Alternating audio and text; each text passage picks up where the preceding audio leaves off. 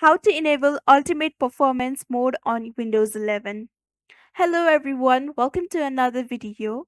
Today in this video, we will be discussing how to enable Ultimate Performance mode on Windows 11. So now, let's get started. First of all, open the control panel by clicking the search button, typing control panel and selecting it from the results. Once there, navigate to hardware and sound. At this point, you can either click on the main power option or select choose a power plan. When you open this section, you can click show additional plans. You will find the ultimate power plan available when using this power plan as it consumes significantly more power and puts additional strain on your processor. It is not enabled by default for this reason. Only use it when absolutely necessary.